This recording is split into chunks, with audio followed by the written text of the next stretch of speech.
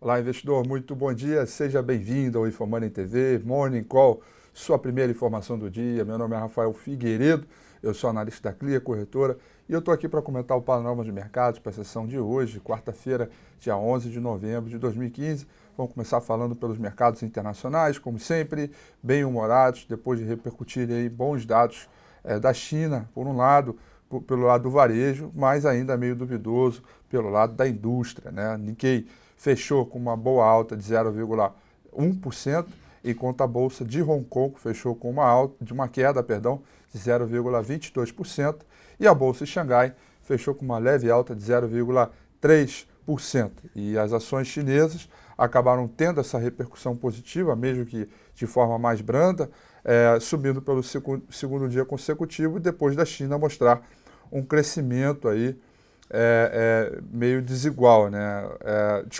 Meio desigual não.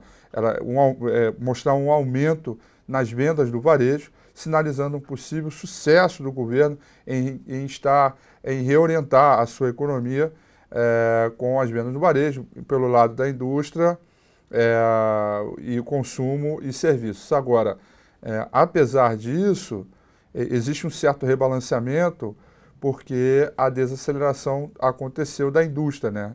Que acabou indo para 5,6% anualizado em outubro, e o aumento foi mais forte nas vendas do varejo. Se a gente olhar os dados direitinho, o que a gente percebe, né? Vou mostrar aqui para vocês.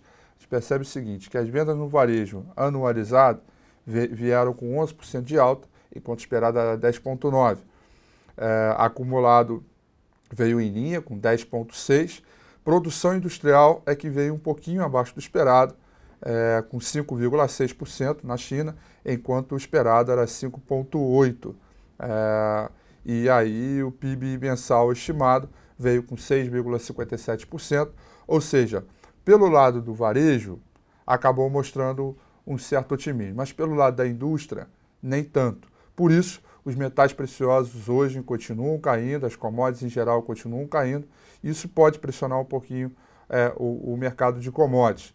Por outro lado, as vendas no varejo mostrando um certo fôlego acabam sinalizando um viés positivo para as demais praças no mundo. Por falar nisso, a gente tem aí o mercado em Londres, agora pela Europa, né, subindo 0,5%, Paris subindo 0,63%, e a Bolsa em Frankfurt, na Alemanha, subindo 0,97%, e boa parte dessa alta vem por sinais positivos na venda no varejo na China, e também hoje, às 11h15 da manhã, o presidente do Banco Central Europeu, Mário Draghi, vai ter discurso, e o mercado sempre fica apreensivo com essa questão da possibilidade de ter aí algum tipo de pronunciamento em prol de novos estímulos sobre a economia europeia. O dólar americano cai contra a maioria das moedas, com divisas de produtores de commodities,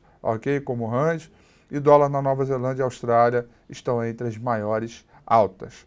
Petróleo, nesse momento, vai operando em queda de 1,11%, cotado a 43,72 dólares o barril. Minério de ferro também operando em queda. E o futuro americano, S&P 500, aquele que é 24 horas, nesse momento vai operando em alta de 0,19%. Aparentemente, portanto, é um mercado um pouquinho mais animado, um pouquinho mais bem-humorado, buscando aí,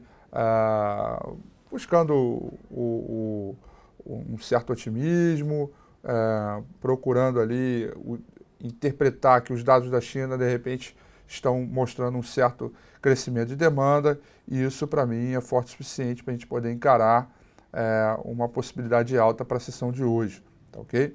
Além desses dados da China, nós temos hoje, às 10 horas da manhã, o MBA de solicitações de empréstimos bancários, que, conforme eu falei, 10 horas da manhã. Depois acabou. Não tem mais agenda nenhuma. Nossa Senhora, a agenda hoje é toda ela em função da China. 10 horas da manhã tem o MBA de solicitações de empréstimo e acabou. Não tem mais nada para a gente poder apontar. E aí, certamente, o mercado vai ficar em volta aí das especulações políticas novamente. Isso é uma coisa que eu vou falar daqui a pouquinho. Vamos aproveitar e dar uma olhada aqui no gráfico, comportamento da sessão de hoje, e ver, a gente poder encarar, né, que ontem nós tivemos uma sinalização de melhora importante no intraday, né? Já eu vou falar por que dessa sinalização, mas o fato é que largou um candle aqui confirmando essa zona de suporte que é para lá de forte, ok? É um suporte inclusive pelo gráfico semanal, e uma barra de alta hoje, fechando acima da máxima de ontem, né?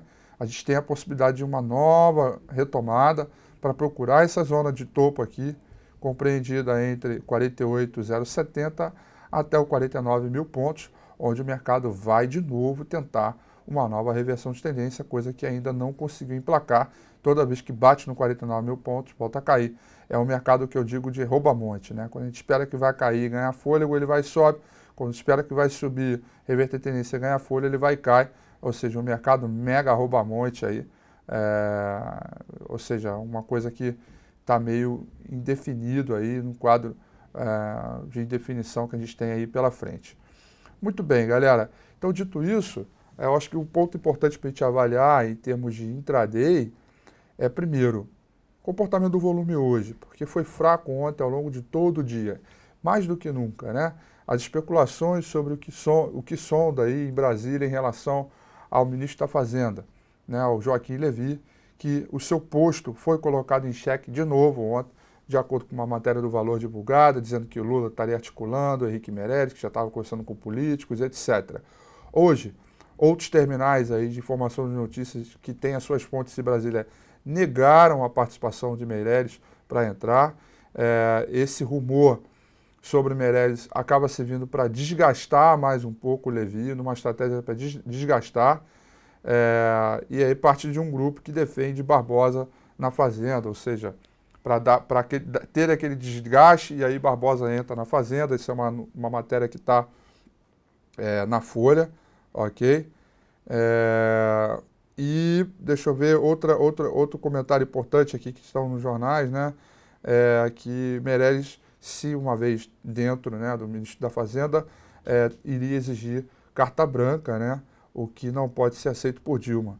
A saída do Levy não é iminente. Quem disse isso foi a Eurásia. Ou seja, a gente tem aí uma série de questões que, ao meu ver, eu acho que a última pessoa que ganha com isso é o mercado, né? Porque a gente vê ali, Meirelles, vai ter Meirelles, não vai ter Meirelles, vai ter Levy, não vai ter Levy. Vai ter impeachment, não vai ter impeachment. Eduardo Cunha sai ou não sai? Ele vai anunciar um impeachment ou não sai? Tem pauta-bomba ou não tem pauta-bomba? Tudo isso, gente, faz com que um ambiente de instabilidade continue e perpetue para o ano que vem, que vai ser um ano de ajuste. Isso é ruim para os mercados, né? Ontem, por alguma razão que eu ainda não consegui interpretar na sua plenitude, né? No aftermarket, o dólar despencou e os papéis no after subiram em função dessa notícia. Está muito mais para o boi da boiada que eu já sabia, do que propriamente um movimento de mercado consistente, até porque já era aftermarket, dizendo que o mercado não gosta de Levy e gosta de Meirelles. Eu realmente não consegui interpretar o alvoroço de ontem, que para mim é muito 6 com meia dúzia. Ainda não entrou na minha cabeça essa ideia de que Meirelles seria melhor que Levy ou Levy hoje é melhor que Meirelles. Estamos numa situação grave que o governo sequer, por parte do Congresso, não consegue passar uma pauta-bomba, ou melhor, não consegue aprovar um ajuste fiscal, não consegue aprovar coisas que são minimamente necessárias. Eu não estou dizendo suficiente, eu não estou dizendo importante para o crescimento, mas minimamente necessárias para que haja um ajuste fiscal mais brando para o próximo ano e que passe um ambiente de melhor previsibilidade para que o investidor, no longo prazo, possa entender qual é o processo que se passa no Brasil. Então, essas coisas é que culminam o nosso mercado e que deixa nós aqui, analistas, e o próprio mercado desgastado, saturado, porque não bastasse todas as dificuldades econômicas já previstas para o próximo ano, a gente ainda tem que passar por questões de vai ter Levy, não vai ter Levy, vai ter governo, não vai ter governo. Então, esse desgaste, o mercado está cansado, por isso que não tem volume, por isso que a volatilidade diminuiu e é por isso que cada vez mais os investidores correm do Brasil e vão para outras divisas, outros mercados, uma vez que por aqui a situação não sana. Quer dizer, por que tinha que citar na matéria que o Lula era o articulador disso, né? Por que a matéria sai durante o pregão e não depois que o pregão fecha? Então tem uma série de coisas que deixam a gente cada vez mais desgastado e que acaba não mostrando para a gente um quadro de consistência e definição de mercado. Então fica esse recado para a gente. Pode ser que tenha um repique importante hoje em função da alta dos mercados americanos, bons dados na China. Continuo a defender a bandeira de que move o mercado hoje as principais índices no mundo, é o fluxo do capital internacional, capital gringo, e não o lado político que está completamente saturado. Seria essa palavra que eu tirei, que seria exatamente essa questão que eu ia colocar para vocês, que essa saturação, o mercado ele vai e volta. É claro que a especulação faz parte desse tipo de processo, como foi ontem, mas certamente cada vez mais o mercado, o investidor, o analista, o trader, todos os participantes acabam ficando saturados. Seriam essas informações que eu queria passar para vocês. Desejo a vocês excelente negócio na sessão de hoje, tudo de bom, e eu vejo vocês amanhã às 8h35. Até lá. Valeu, galera!